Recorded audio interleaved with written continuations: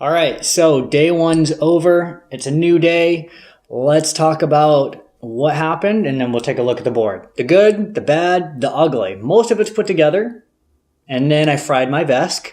Fuck yes, right? Because it's almost like a rite of passage that if you're going to build a DIY skateboard your first time, you got to at least fry it on the bench or screw up one small setting, and then you take it out for a ride 20 feet down the road and it blows. Or maybe you guys just had better videos at your disposal. But at any rate, I like wiping my ass with money, although the Vesk is not quite the abrasive toilet paper I'm accustomed to. So I got a couple more coming just in case. But some things went really good, so let's take a look at that.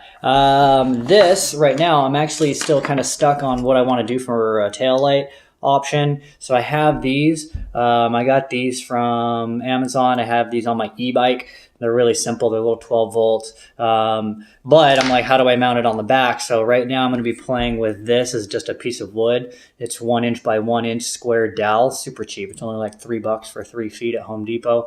And then I'm drilling a 5/8 inch hole out the center.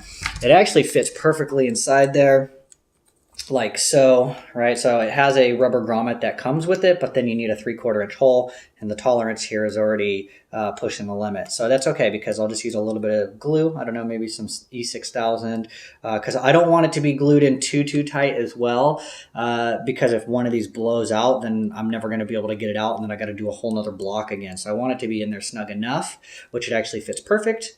And then on the back side, what I'll probably do is I'll put maybe I'll put a little bit of hot glue or something just around the lip out here, and then just fill it in with silicone, and that should be good enough. It's already water resistant and waterproof anyways, but just some silicone to kind of help keep the wood from getting wet. And then as far as the wood's concerned, I'm going to do 3. 1, 2, and 3.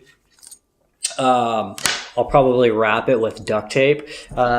I don't have it here, but if you get the 3M duct tape, it actually looks kind of cool. It has a weird, it's almost carbon fiber-esque looking, which you'll see here when I show you the case, the case for the batteries and everything. But what I might do is I might take some of the sandpaper after I get this all done and all drilled out, and put a little piece of the leftover sandpaper, put a little bit of the leftover grip tape, which matches the board deck. So that way it looks kind of like it's built in, and it has a matching starry kind of look to it. The case.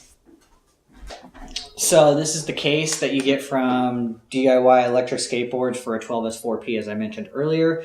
So what I did is I had a leftover charging port from my Meepo people. That was easy. Drill out a hole, put it in there.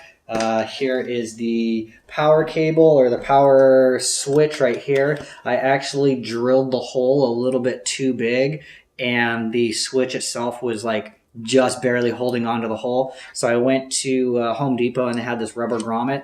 I think it's like a 3/8 if I'm not mistaken, and it actually slid over really nice and snug. And then when I started tacking down the bolt, it went in really good. So now I have definitely a really tight water seal on the outside, and then I'll still put a little bit of silicone on the inside. So I'm going to get even closer. So this is that 3M tape I was talking about. Looks a little different than duct tape, but not too bad. So I drilled a hole. This is for the switch. This is for the light switch. This is the battery meter, right? Voltmeter, da-da-da-da. And what I did is I cut this out of a thin piece of Lexan or plexiglass that you can get at Home Depot. I thought it wasn't going to be rigid enough, but I glued it in here with some E6000 craft glue, and then put a fat bead of silicone around it. And it's actually really good. It's in there quite secure, because initially when I was pushing it was flexing a lot, but that glue holds really good if you give it some time to cure. So this is the inside. The foam, this is the thickest foam that they had at Home Depot, which is nice, because even when you squish it down, it compresses pretty well, but it's actually going to make a really tight seal. And then on top of that, this will help gap any little bits on the side because of the concave of the deck itself. So overall, so far, so good. And then let's take a look at the deck and everything. Then I got all the bits and pieces together on there too. All right, so here's what we've got so far. I have the board upside down right now, resting on the nose, but it actually looks really good. The wheels are nice and wide. I might try and get some screen printed or 3D printed fenders for the wheels because I'm a fan of fenders because I ride in all weather. I'm going to figure out what I want to do for the cover on the drop through area that I'm not using. But so far, this looks pretty tight. And right here on the back, so we've got the motor.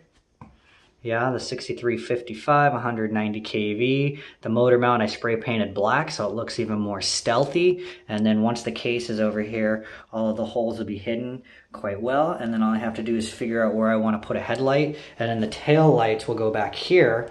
And so for the wood, what I'm thinking is that little block of wood, if I butt it right up against the back of the truck here, it sits perfectly flush before the curve here. So it's going to be super nice. The question is do I want to drill it directly to the board itself, or I got a couple L brackets from Home Depot, which are cheap, and I could drill the bracket into the wood and then drill the wood into the bracket, the little 4-piece, the light piece. That way I can get a bolt that goes all the way through it and holds it on there extra stealth. But let me flip the board over one more time. Hold on here.